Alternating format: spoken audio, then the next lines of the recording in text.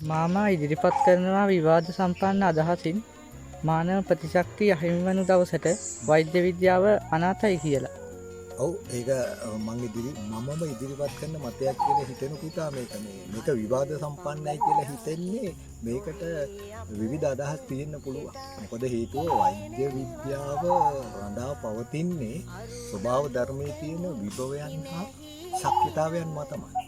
ඒ නිසා ස්වභාව දහම පදනම් කරන් තමයි මානව මේ වෛද්‍ය විද්‍යා ක්‍රියාදාමය මිනිහ කරන්නේ. එතකොට මෙන්න මේ පදනම දිදරලා වැටුනොත් මේ අනිවාර්යයෙන්ම වෛද්‍ය විද්‍යාව අනාත වෙනවා. ඒකයි කියන්නේ මානව ප්‍රතිශක්තිය කියන්නේ සෝබාදහමේ රහසක් හැටියට තියෙන්නේ. මිනිහා Tamanගේ වැඩ පෙන්නන්නේ හොරක් වෙලා තියෙන්නේ අනිවාර්යයෙන්ම ගත්තොත් මේ සෝබාදහම පදනම.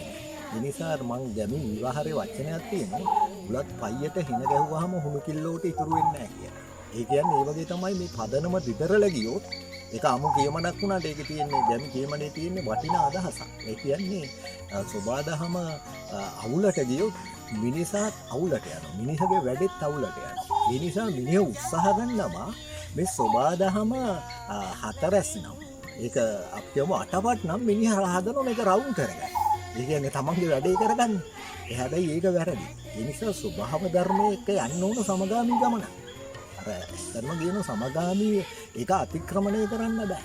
ඒ පදනමේ තියෙන නිසා වෛද්‍ය විද්‍යාව අනාථ වෙනවා මානව ප්‍රතිය. ඒ නිසා අපි කැපුවොත් හොඳ වෙන්නේ ඔපරේෂන් එකක් කරොත් මේක සාර්ථක වෙන්නේ.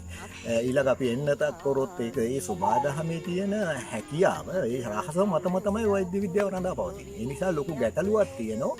මිනිස්සයා ඇත්තටම පොරද නැත්නම් සෝබාදහම පොරද කියලා. ඇත්තම සෝබාදහම තමයි පොර.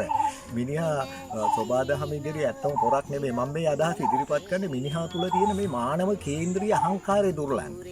මොකද මේ අදහස වැදගත් වෙන්නේ මිනිහා හිතනවා මිනිහට තියෙන්නේ මේ ඇත්තම ගැන ජෛව කේන්ද්‍රීය පදනමක් වුණාට මිනිහා හැසිරෙන්නේ මානව කේන්ද්‍රීය. මේ අහංකාරය දුර්ලභ නෝන.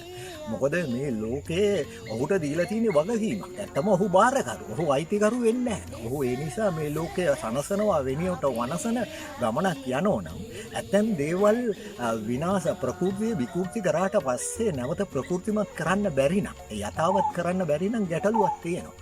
ඒ නිසා ප්‍රතිශක්තිය අහිමි වුණු දවසට මිනිස්සුන්ට සම්පූර්ණ ප්‍රතිශක්තිය අහිමි වුණු දවසට ප්‍රතිශක්තිය නැවත ඇති කරන්න බෑ. ඒ කියන්නේ ඒක තමයි ඒඩ්ස් කියන රෝගයේ තියෙන ස්වභාවය. ඒ නිසා මිනිහා තේරුම් ගන්න ඕන මෙන්න මේක. මිනිහාගේ විද්‍යාවේ කාහල නාදය කියන්නේ සෝබාදහමේ අනුනාදයක්. එතකොට සෝබාදහමේ අනුනාදයක් තමයි මේ මිනිහගේ තියෙන්නේ. මිනිහා හිතනවා මේකෙන් මේ මිනිහට ඒක මිනිසගේ නින්නාදයක් වෙන්නේ නැහැ. මේ සෝබාදහමේ තියෙන මේ ශක්තිතාවය ඒකයි. එතකොට මෙන්න මේක තමයි ඔක සරලව කියන්න තියෙන්නේ. විද්‍යාවේ කාහල නාදයන් සෝබාදහමේ අනුනාදයක් මිස මිනිසාගේ නින්නාදයක් නෙවෙයි. එන්නේ ඒක තමයි අපි තේරුම් ගන්න ඕනේ. ඒ නිසා මිනිහා තේරුම් ගන්න ඕන මේ අවුල් නිරවුල් කරන්න නම් මේ සෝබාදහම පදනමේම Tamanගේ ගමන යන්න. ඒක අවුල් කරගෙන මිනිස්සුන්ට යන්න බෑ. ඒ නිසා මිනිහා දැන් ලෝකේ අවුල් ජාලයක් කරගෙන තියෙනවා.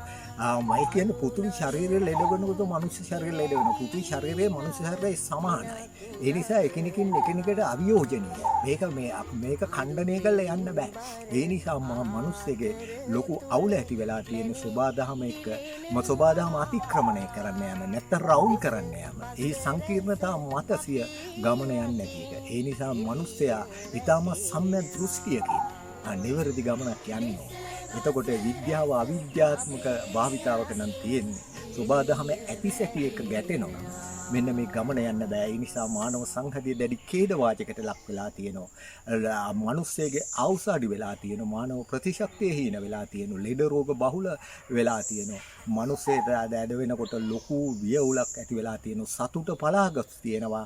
ඇත්තම තියෙනවා නම් ආරෝග්‍ය පරමාලාභා කියන වගේ නිරෝගීකම නැති වෙලා තියෙනවා. පෘථිවි ශරීර ලෙඩ වෙනවත් එක මනුෂ්‍ය ශරීර ලෙඩ වෙලා තියෙනවා. මිනිස් සූපත් වෙනවා වෙනකොට සැනසෙන වෙනසෙන ගමන් මග ගිහින් ලොකු අවුලක් වෙනවා. ඒ නිසා මානව ප්‍රතිශක්තිය අහිමි වුණු දවසට වෛද්‍ය විද්‍යාව අනාත කියන එක මතය තමයි මගේ මතය. ඔව් බොහොම ස්තුතියි.